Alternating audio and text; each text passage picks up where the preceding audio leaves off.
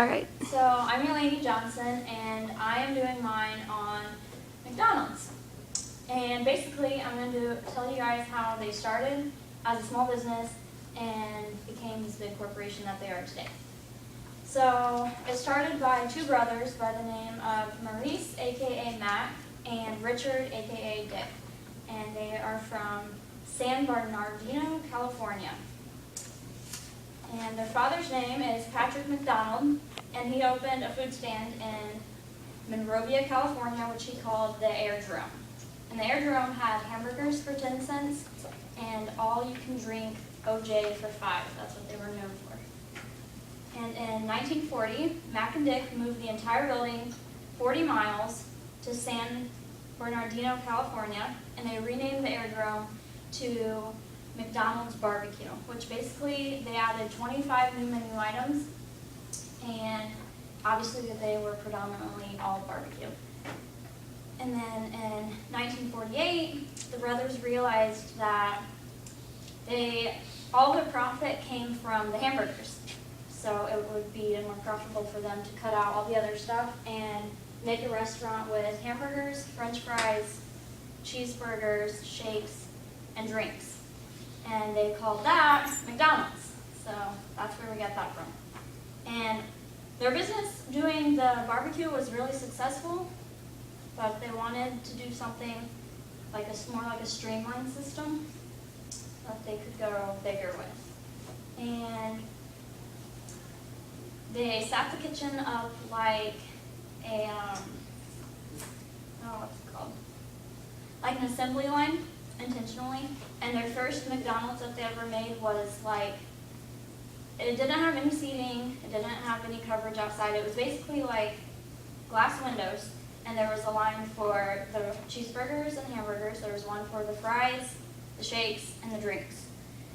So you just would like walk up, eat your stuff, and then go sit down outside in whatever weather condition it was.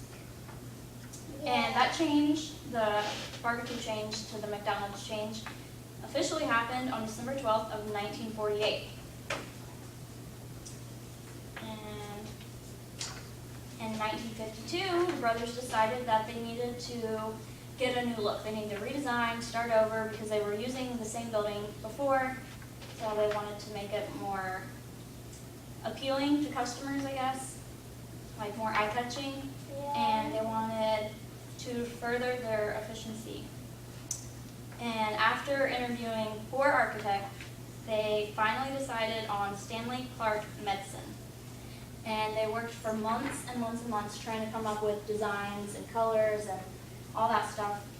And then finally, they decided on what they wanted, but before they did it, the 3 of them literally like took measurements of everything that they wanted in their store and drew with chalk in the tennis yard behind their house, like the dimensions of everything, like the exact dimensions. Crazy.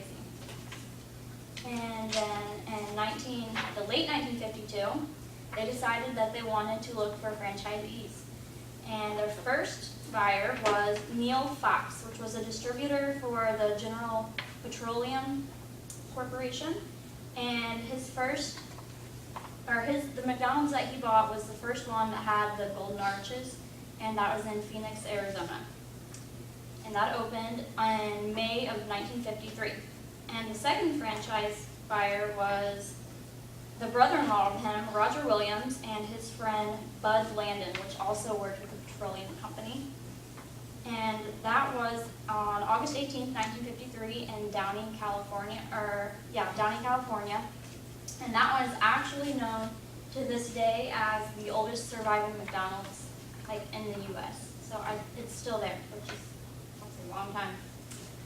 And in 1954, Ray Kroc, who sold multi-milkshake machines, heard that they were using 8 of his machines, which was like a big thing for him. So he decided to take a trip with his friend, Charles, and they went up there and saw that there was a lot of potential in McDonald's. And so he encouraged the brothers to make it like nationwide within the U.S., I guess. like worldwide and eventually worldwide.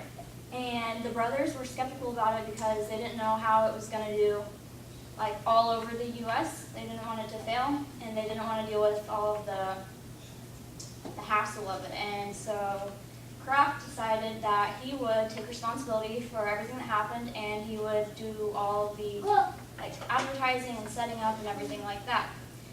And so he did, and the first one opened in Chicago, Illinois, and it was really successful.